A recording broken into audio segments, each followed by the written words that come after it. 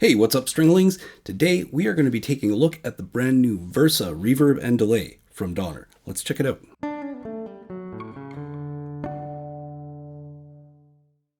Donner's original yellow fall delay was one of their mini pedal lines. It's been around for a few years. It's a very, very functional, very easy to use, very straightforward analog delay pedal. Does everything that a delay pedal should do. And like I said, it comes in this mini pedal format. Well, Donner, like a lot of pedal companies that specialize in these budget mini pedals, has started to expand into full-sized pedals. And just before Christmas, they released a brand new version. They're calling it the Yellow Fall 2. It's also identified as the Versa. It's a combination reverb and delay, and like the Flamma Echo Verb, it places the reverb in front of the delay within the pedal itself. That's a matter of preference. Typically on a board, I put the delay first and then the reverb after it.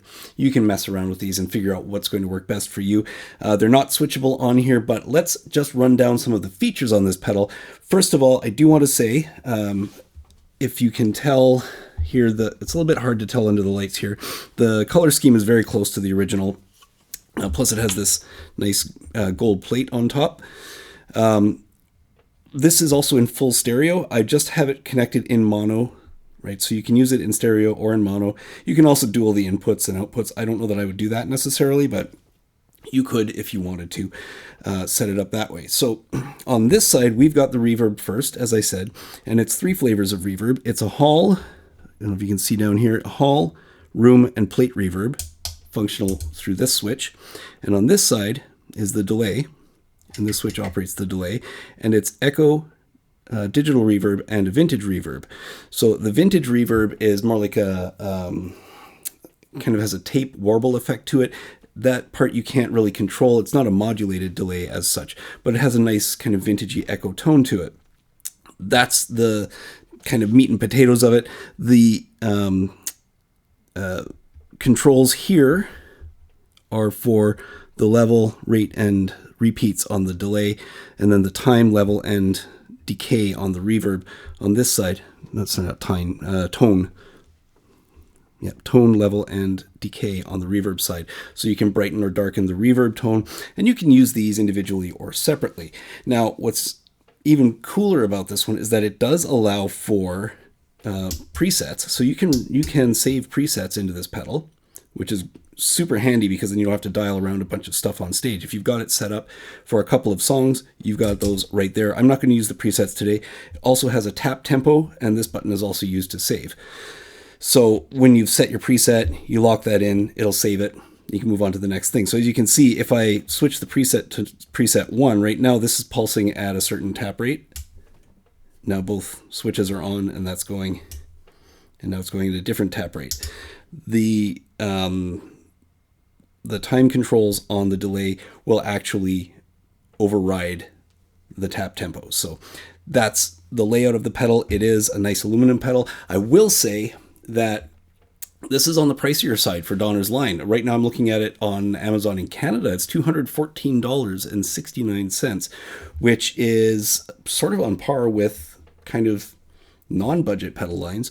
But I think it's worth it if you're looking for this kind of a configuration in a delay pedal. So let's go down to the board. I'm going to grab a guitar and we're going to see what this guy sounds like. Okay, we're all rigged up here. I've got my GW1 from Guitars. It's a headless guitar and just one that I really enjoy playing. And I think it's got some nice character for what we're doing today. The Versa pedal is going into the Mayfly Sunrise amp simulator for some clean tones, and I've got another overdrive I'm going to put in front of this whole rig just later on so we can get a little bit of a vibe from that. So let's just check out, this is our clean tone on the bridge pickup.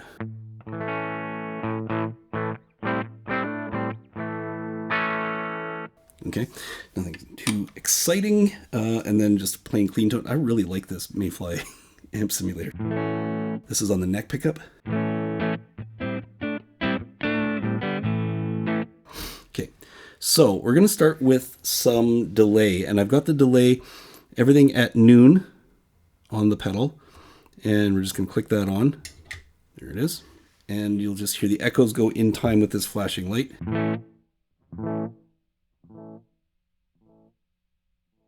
Okay, so that's our echo. We can speed that up and you'll hear it warp a little bit. There we go. Okay, the level sets the mix, how much delay is in your signal path. So this is all the way off.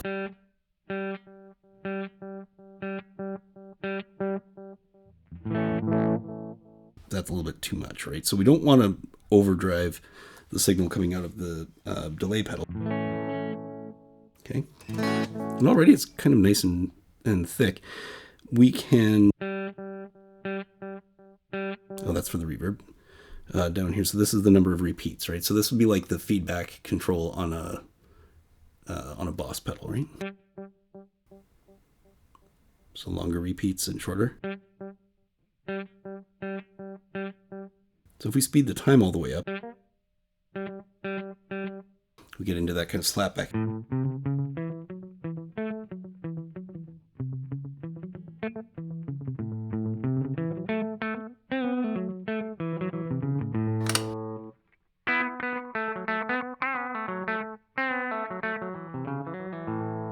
Okay. If you're into that kind of vintagey sound. And we can do that actually with the vintage delay, but let's go to the digital. So the digital delay has a little bit slightly different tone to it. It's a little bit more pointed, right? I need to turn this up a bit.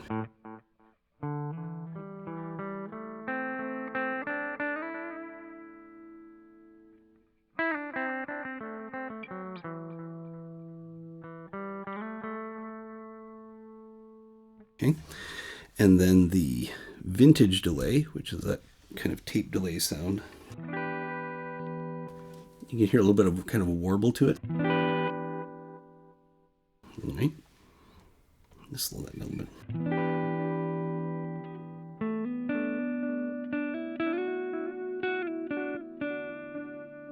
A little bit more.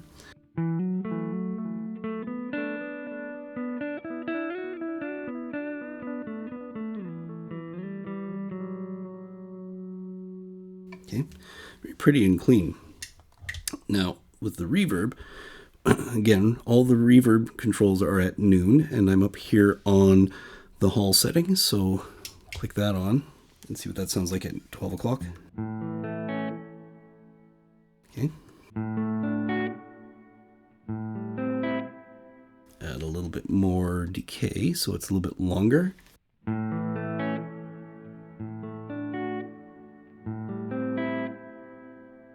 We can treble the tone. So one of the hallmarks of a good reverb setup is that when you see a tone control, the tone that it colors is the ambience, the repeat, not the tone of the guitar. So what they've done here is actually done exactly that. You can hear the difference. Here it is back at, actually I'm going to go all the way down. You'll hear how dark the reverb is compared to all the way up. Right, so it makes it more kind of crystal sounding. Okay, this is the level control, same, it just kind of blends it into the mix. So if we take that, we'll go down to the room. So this is, again, the hall, which I quite like. I think it sounds very nice. Go to a room reverb.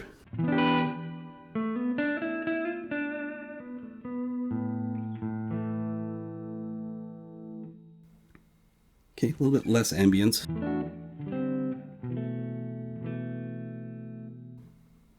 All right, I'm going to turn that tone down a little bit. And then finally, the plate reverb, which is a little bit more classic style reverb.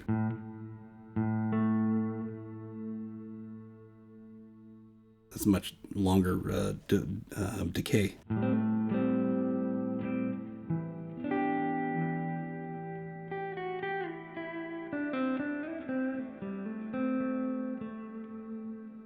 And if we blend them, put some reverb or put some delay on after the reverb,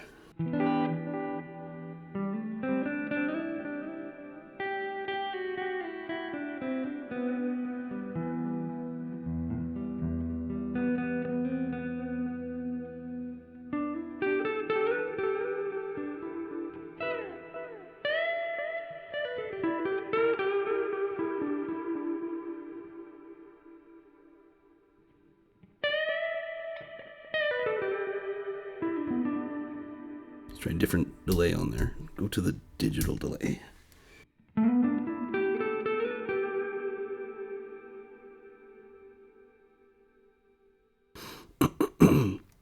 So what's interesting is, I'm just going to show you what I'm talking about. So here's the delay after the reverb. Okay. Now, this doesn't tail, which is interesting. So some reverbs, when you switch them off, it allows the tail to come off. This one doesn't do that. It just cuts it off, so just be aware of that. On the Sunrise, we do have a reverb. Okay. It's like a spring reverb. Okay, and then we put the delay in front of it.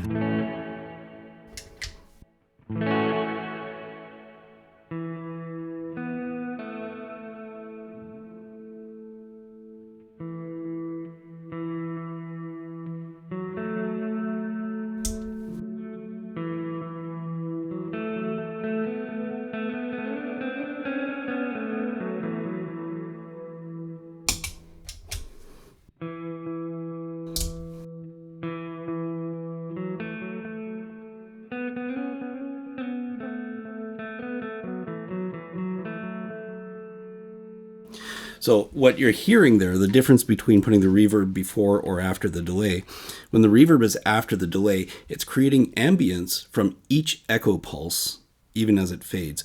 Whereas the opposite is happening when you put the reverb in front of the delay, you get an ambient pulse, or so you get an ambient wash, but the pulse is only coming off of the note itself, so it doesn't go quite as dense, quite as thick.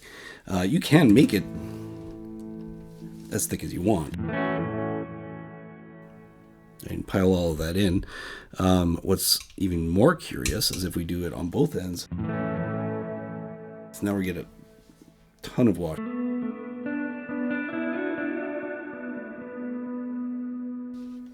So these are special effects, right? But if you just want to have a little bit more body to a solo, okay, we're gonna actually turn the level here down a little bit more decay, right? And then thicker repeats. But actually take this down.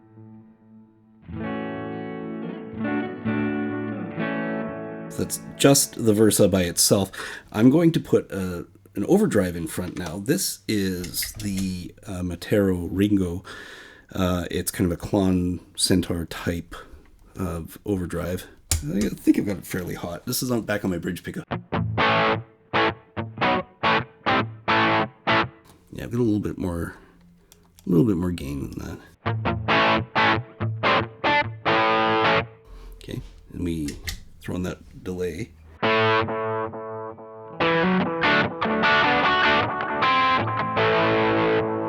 Now it's starting to sound a little bit more like classic rock kind of delay, right?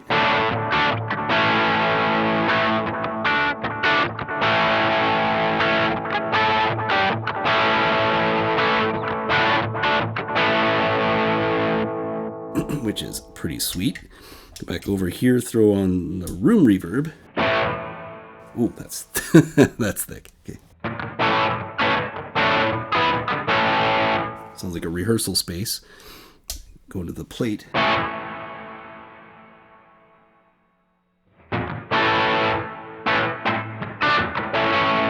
Okay. Then back up to the hall. So I like a good hall reverb. I'm actually going to dial that down. Keep the decay going. The buzz you're hearing is from the overdrive because we've got more gain. So where would you use something like this? Put it on your solos. You can put it on your ambient stuff.